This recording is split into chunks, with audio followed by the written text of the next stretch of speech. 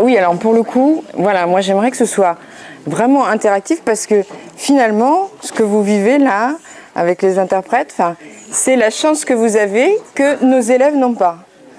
Et ils se retrouvent dans les classes avec leur langue maternelle et un enseignant qui ne parle pas cette langue-là.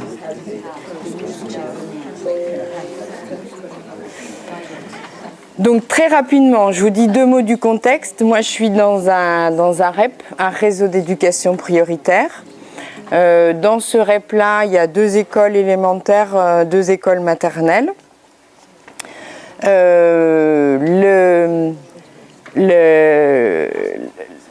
L'IEN, enfin Madame Gien, mon IEN, voilà, s'est lancée dans un projet Fondation de France pour qu'on puisse avoir des moyens. Parce qu'en effet, cette question financière, elle est toujours prégnante. Comment on fait? La question de l'argent et la question du temps. Enfin, c'est toujours, voilà, ces deux difficultés-là. Alors, d'abord sur un versant très pédagogique, où les collègues enseignants de ce réseau d'éducation prioritaire ont beaucoup travaillé sur la pédagogie avec des projets, voilà, des projets innovants. Moi, j'ai eu un projet aussi, celui de préparer un DU de médiation en situation transculturelle, ce qui m'a été permis de faire. Je suis en plein dedans, dans la rédaction du mémoire. Donc ça, je le fais à Paris, avec le centre Babel. C'est un centre dirigé par Marie-Rose Moreau, qui est ethnopsychanalyste. C'est un centre multiculturel avec des consultations en ethnosystémie, enfin toutes les questions transculturelles. Il y a un département qui s'appelle Métis-Scol, qui travaille beaucoup avec les écoles, alors qui a vocation à travailler sur tout le territoire français. Mais il y a tellement de problématiques sur Paris et région parisienne que voilà, c'est difficile de pouvoir avoir leur expertise. Et donc voilà, moi je voulais surtout vous parler et puis qu'on puisse échanger sur la mise en œuvre. Quelques chiffres très rapidement. Donc voilà, un réseau d'éducation prioritaire, donc des familles en grande difficulté sociale et culturelle. Ça c'est les chiffres que j'ai trouvés au collège, voilà, mais c'est les enfants qu'on retrouve aussi dans nos classes, qui arrivent tant du Congo, enfin de l'Europe de l'Est, du Sri Lanka, de la Syrie, voilà. Donc comment faire avec ces enfants-là? Donc la langue première n'est pas le français.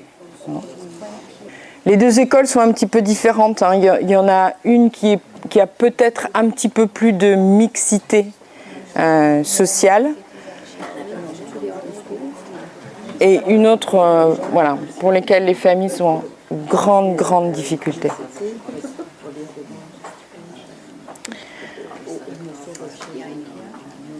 Le projet Fondation de France, donc voilà, c'est de travailler sur ce qui existait. L'idée c'était celle-ci, de travailler sur ce qui existait déjà sur les 2 écoles du réseau d'éducation prioritaire.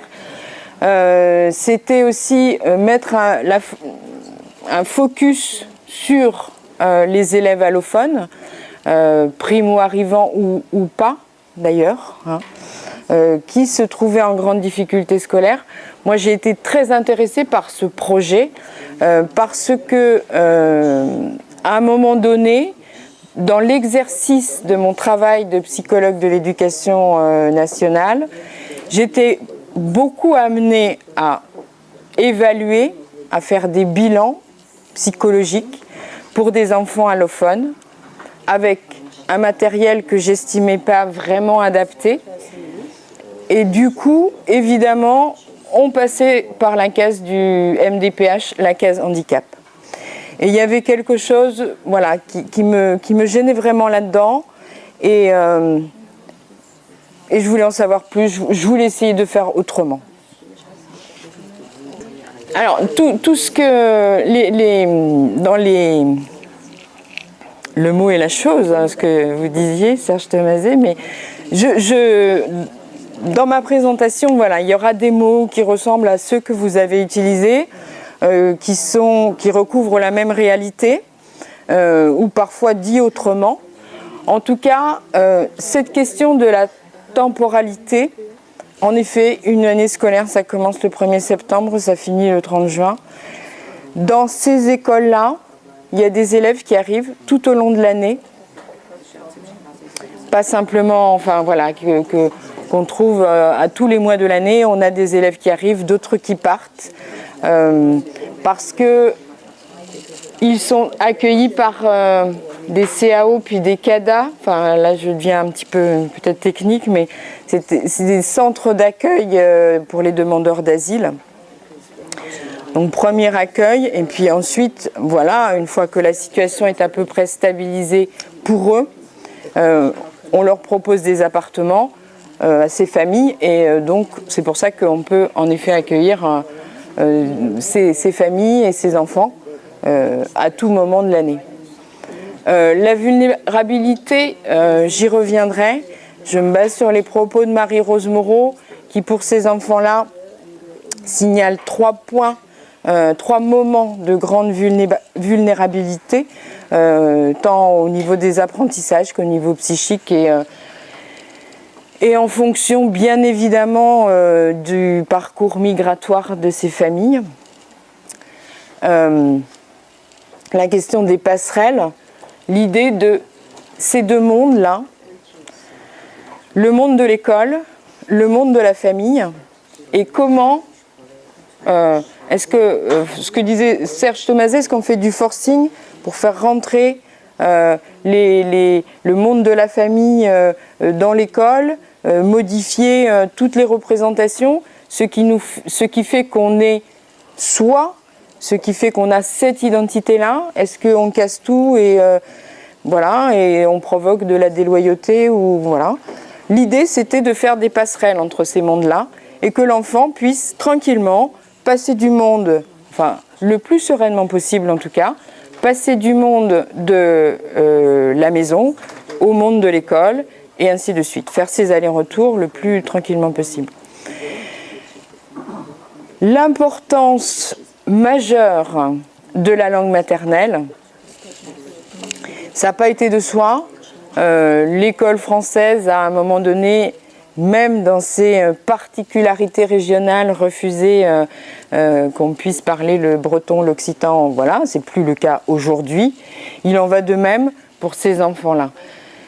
Parce que, voilà, je vais y revenir là-dessus, mais parce que de toute façon, l'apprentissage de la langue seconde, de la langue de scolarisation, il se fait sur l'appui de la langue première. Voilà. Ce que vous vivez là finalement, c'est parce que on traduit dans votre langue maternelle que vous pouvez être dans cette interaction et compréhension des choses.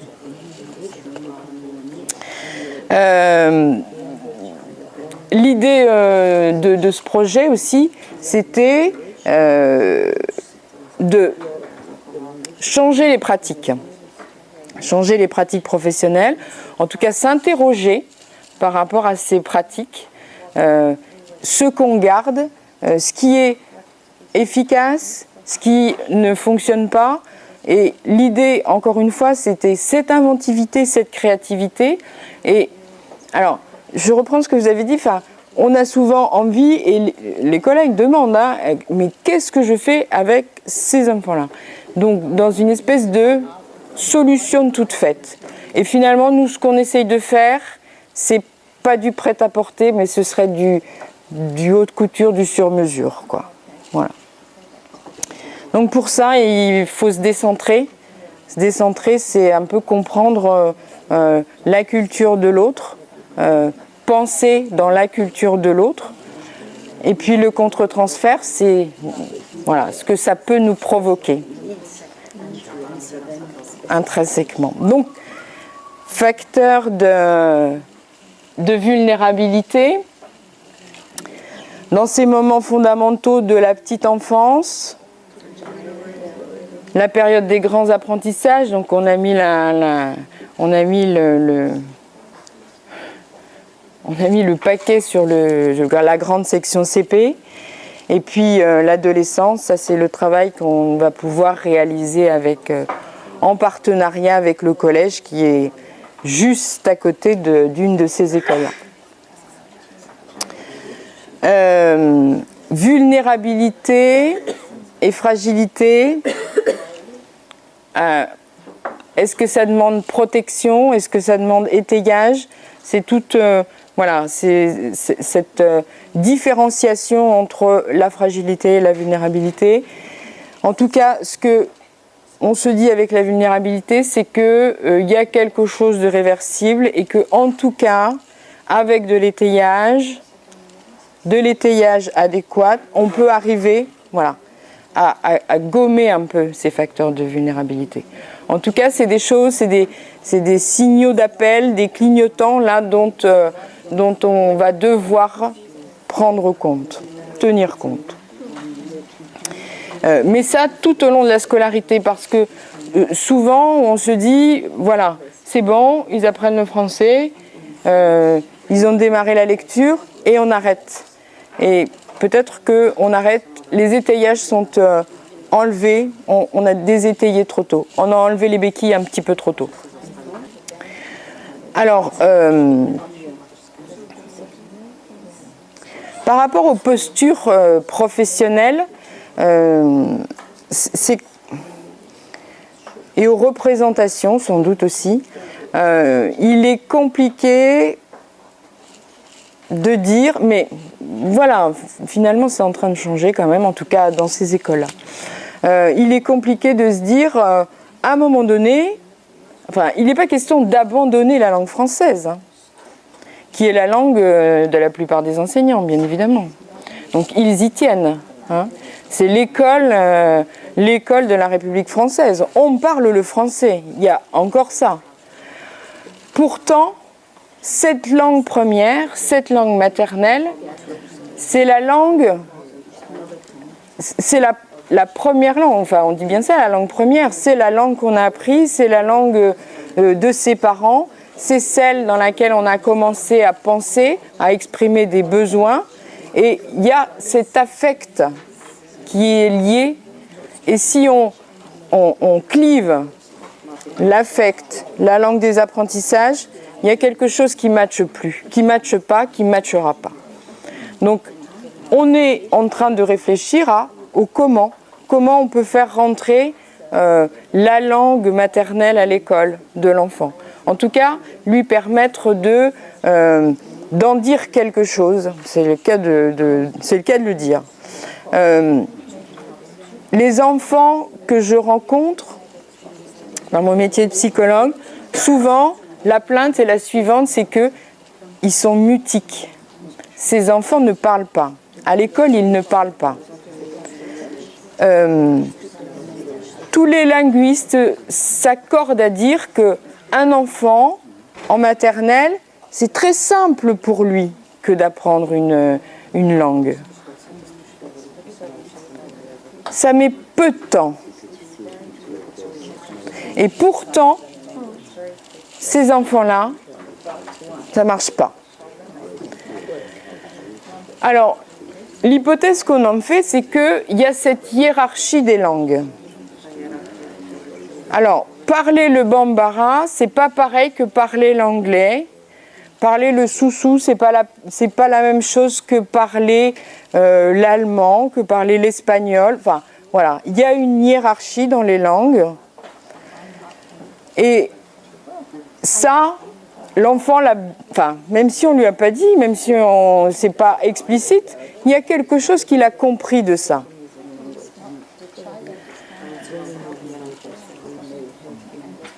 Pour qu'un enfant venu d'ailleurs puisse réussir, ce que nous enseigne Marie-Rose Moreau, c'est qu'elle dit qu'il faut qu'il soit fier de là où il vient, fier de sa langue, fier de sa culture, que ce ne soit pas considéré comme une sous-culture. Dans un de ses livres qui a fait le tour du réseau d'éducation prioritaire, pour lequel on s'est passionné pour sa lecture, c'est enfants de migrants, une chance pour l'école. Et dans ce livre-là, elle nous parle d'une recherche qu'elle avait menée en se demandant, mais il y a des enfants de migrants qui réussissent, bien évidemment. Qu'est-ce qui fait que ces enfants-là réussissent?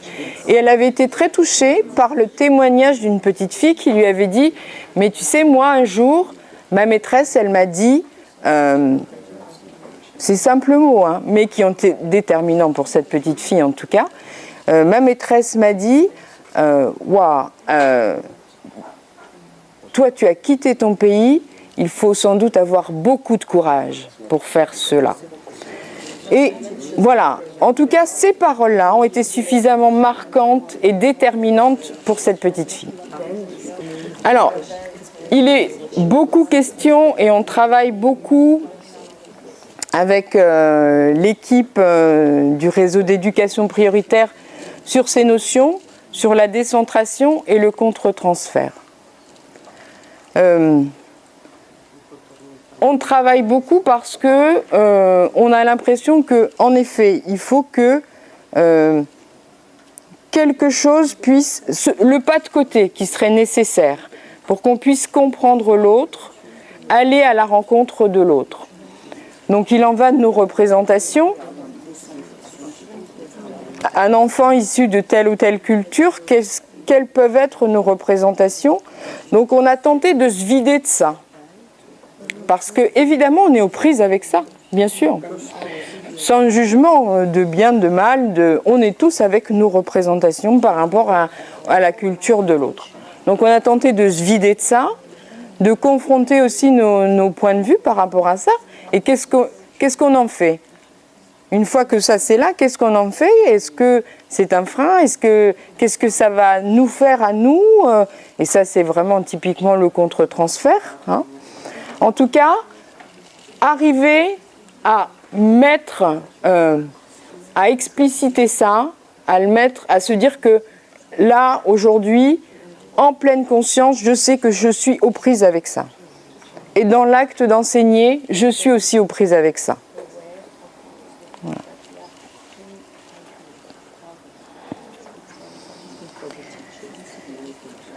Alors, ça a donné lieu à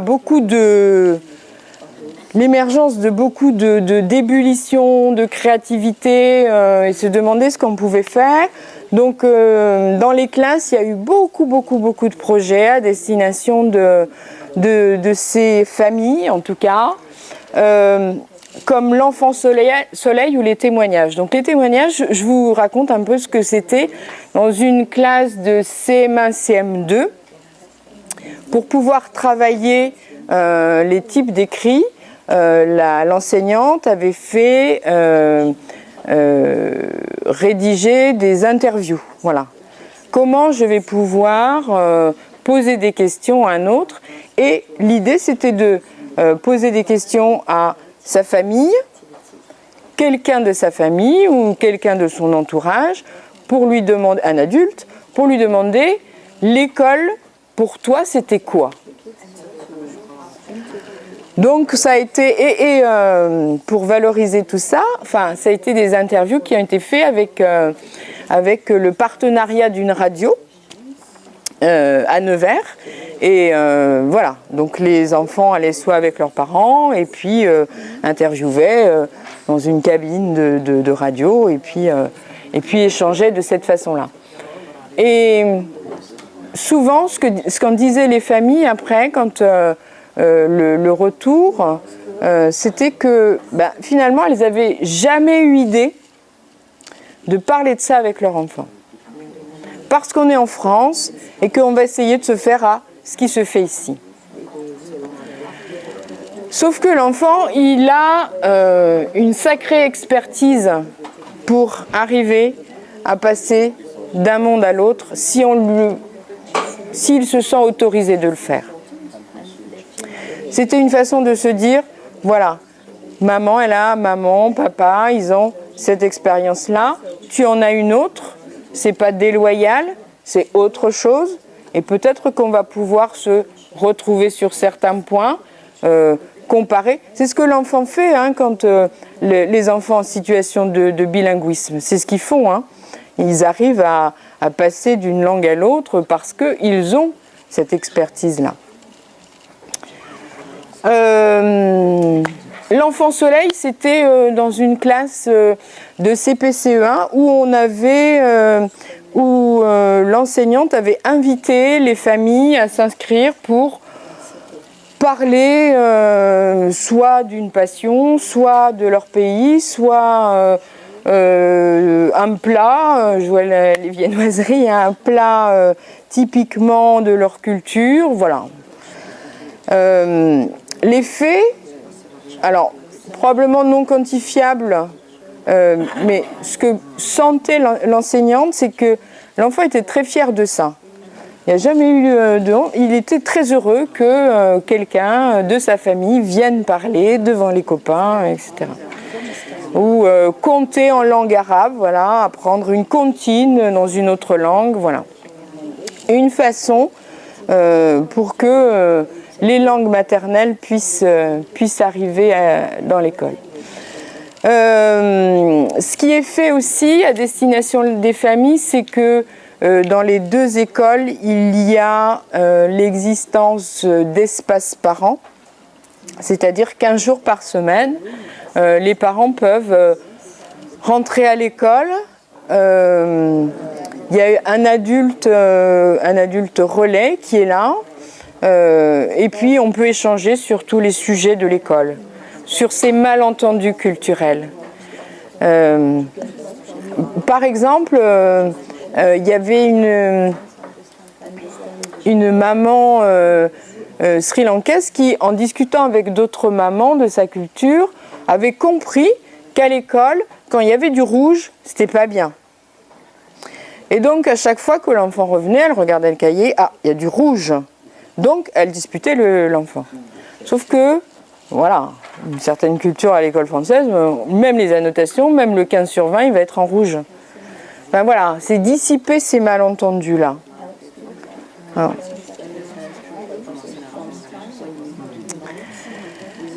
Les temps de réflexion et d'élaboration, c'est que on a je pense que c'est une chance d'avoir beaucoup de temps, que notre IEN, Madame Gia, nous laisse beaucoup de temps pour élaborer, pour réfléchir.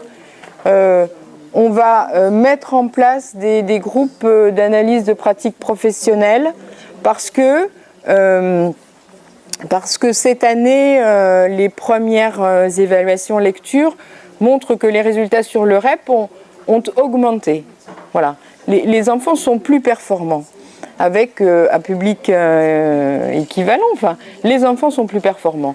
Donc il y a quelque chose de la posture, puisque la méthode de lecture n'a pas changé, enfin, voilà, il y a quelque chose de la posture qui s'est affinée.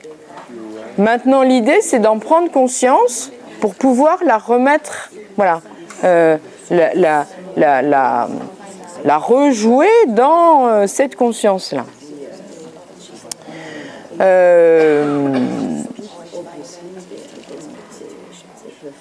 Donc ça, c'est ce que nous permettent tous ces temps-là. Les lieux de médiation transculturelle. L'idée et le sujet de mon mémoire, évidemment très en lien avec l'école, où le nombre de réunions d'équipes éducatives augmente sans cesse. C'est comment faire de ces lieux-là, de ces instances institutionnelles, là, de ce temps très officiel, comment faire de ce temps-là un véritable espace de médiation, hein, où on va pouvoir négocier en fait. Et là, je reprends ce que vous disiez, Monsieur Thomaset, sur la négociation, mais avec tous les partenaires. Qu'il y ait une orthophoniste, évidemment la famille en premier lieu, l'enseignante, enfin voilà, les membres du réseau d'aide, enfin voilà, qu'on soit tous autour de cette table-là et qu'on puisse arriver à une véritable négociation. Et puis continuer de travailler sur cette question des langues maternelles et de cette nécessité à ce qu'elles puissent avoir leur place légitime dans les classes. Moi, j'ai j'ai fait du plagiat avec le titre du livre de Marie-Rose Moreau en disant que les enfants allophones, c'était une chance pour l'école. Parce que finalement, cette problématique, elle est inhérente à tous ceux pour qui le monde de l'école est très éloigné du monde de la maison. Et le schéma de ces trois ensembles en interaction que nous a proposé Serge Thomaset, c'est cette idée-là d'arriver à faire du passage, du lien, et ça de manière fluide. Alors le métissage, c'est pas... Ce qu'on a aussi évacué, c'est que la question de l'accueil, de la décentration nécessaire, c'était pas du tout... Le fantasme, c'est qu'on va perdre sa propre culture. Si on prend la culture de l'autre, on risque de perdre sa propre culture. C'est évacuer un peu ce fantasme-là. C'est qu'on peut mixer, mêler, tout en restant dans son identité culturelle, mais que la rencontre à l'autre se fait dans cette entre-deux, sur ce pont-là, sur cette passerelle. Voilà. C'est aussi s'engager dans quelque chose où le désir est à l'œuvre, évidemment, et puis encore une fois, la créativité, et puis ce sur-mesure-là. Voilà. Merci.